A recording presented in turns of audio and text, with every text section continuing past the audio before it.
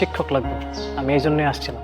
জি ভাইজান, আপনি ঠিক কথা কইছেন, কিন্তু ম্যাডাম তো কইছে ওরকম পরিচিত চেনা জানা কেউ নেই, আর থাকার জায়গা, খাবার দাবার কোনো কিছু কোনো ব্যবস্থা নেই। আমার একটা টিউশনি খুব দরকার, বাংলা, ইংরেজি, অঙ্ক সব বিষয়ের উপর আমার খুব অভিজ্ঞতা আছে। আমি আপনার ম্যাডামের ছেলেরা খুব ভালোভাবে পড়াশোনা করাইতে পারবো।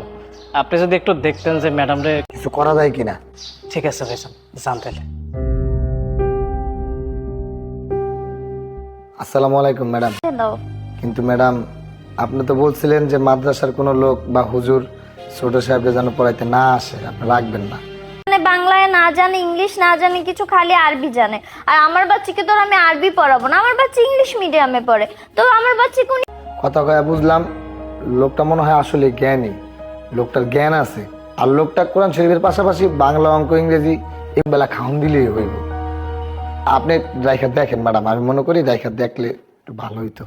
কি বলো না বলো, সে নিলে পরে আবার কোনো ঝামেলা হবে না তো? না না ম্যাডাম, কোনো খারাপ কিছু না, কোনো খারাপ লোকও না, সে খাওয়ানোর মতো কেউ নাই।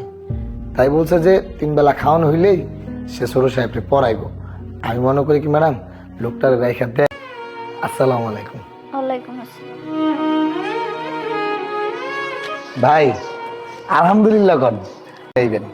আলহামদুলিল্লাহ ভাই, আলহামদুলিল্লাহ, আল্লাহর কাছে লাখ লাখ শুকরিয়া। আপনি ভাই আমার যে উপকারটা করলেন, আমি আপনার কাছে খুব কৃতজ্ঞ করবেন ভাই, আপনার জন্য দোয়া করি। আচ্ছা ঠিক আছে ভাই, তাহলে আজকে যান, কালকে থেকে সময় মতো আইসা পড়েন। ঠিক আছে ভাইজান, আসসালামু আলাইকুম। তুমি যে রেজাল্টটা করেছো আমি খুব খুশি হয়েছি। তুমি গত সাময়িক পরীক্ষা থেকে এই সাময়িক পরীক্ষায় খুব ভালো রেজাল্ট করেছো। সামনে যে তোমার পরীক্ষাটা আছে, আর তোমাকে নিয়ে আমার খুব প্রাউড হচ্ছে। স্যার, আমি যে পরীক্ষায় সবসময় ভালো রেজাল্ট করি, এটা সবসময় আপনার জন্য আমি ভালো রেজাল্ট। তোমারও কৃতিত্ব আছে, তুমিও চেষ্টা করেছো। আমি শুধু তোমাকে বুঝিয়ে দিয়েছি, কিন্তু বুঝে নিয়েছো তুমি, এই জন্যই তোমার রেজাল্টটা ভালো হয়েছে। আপনি আমাকে সব সাবজেক্ট পড়ানোর পরে আপনি আমাকে কোরআন শরীফও শিক্ষা দেন, আমার অনেক ভালো লাগে স্যার। যাক, শুনে খুব ভালো লাগলো। আর তোমার ইচ্ছা। তো আম্মু আপনার সাথে কথা বলেনি, এই জন্য আম্মু আমাকে বলছে আপনি আসলে জানি আমি আম্মুকে ডাক দেই। ঠিক আছে, ডাকো না, তোমার মাকে ডাকো।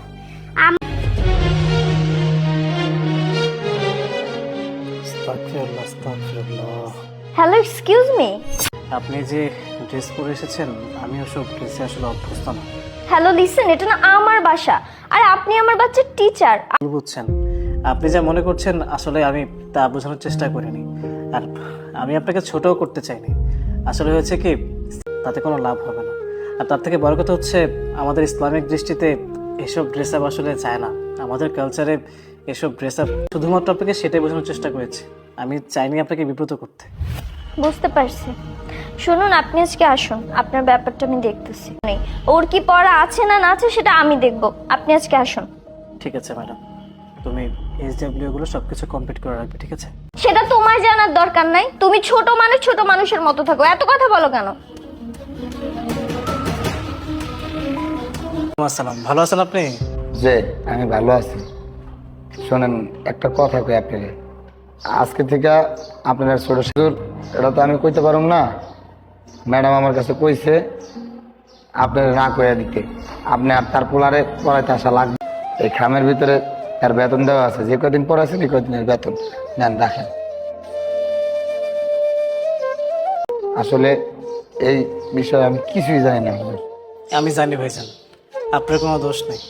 হয়তো এই চাকরিটা আমার জন্য যে আপনার ম্যাডাম আপনি সুপারিশ করছেন, আমি ধরতে গেলে আল্লাহর রহমতে আর আপনার উসিলায় এই চাকরিটা পাইছিলাম, করতেও হইব। যেমন ঢাকায় প্রথম আসছিলাম, পরে আল্লাহ আপনার উসিলায় আমার এই কাজটা দিছে, এমন আবার কারো না কারো উসিলায় আমার কোনো কাজ দিয়ে। ওয়ালাইকুম আসসালাম।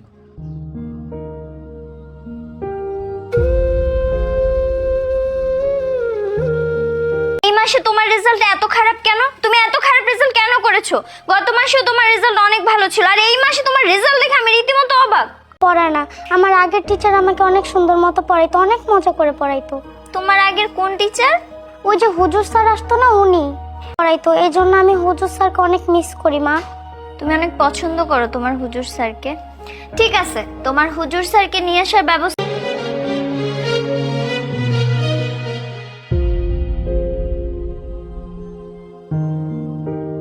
ওয়ালাইকুম আসসালাম, আপনার সাথে একটু কথা বলতে আসছি। জি ম্যাডাম বলুন। আমি আপনাকে কি করে সাহায্য করতে পারি? আসলে আমি ম্যাডাম, আপনি আমাকে লজ্জা দিচ্ছেন। কি বলছেন এসব? আমি কিছু মনে করিনি, আর আমি ওসব কিছু মনেও রাখিনি। দেখুন, আমার আপনার কথাই বলে, আপনি পুরনো সব কিছু ভুলে গিয়ে যদি আমার বাচ্চাটাকে আবার পড়াতেন, আমার বাচ্চাটার ফিউচার অনেক ভালো হতো। মাদ্রাসায় নিয়ে আসবেন, ও সবার সঙ্গে পড়ুক, এতে ওর জন্য ভালো হবে। আচ্ছা, আমি ওকে মাদ্রাসায় পাঠাবো, এটা কোনো সমস্যা নেই, কিন্তু ওকে একবার দেখে আসবো। আর আপনি কিন্তু অবশ্যই ওকে মাদ্রাসায় পাঠিয়ে দিবেন। আসসালামু আলাইকুম। ওয়ালাইকুম আসসালাম।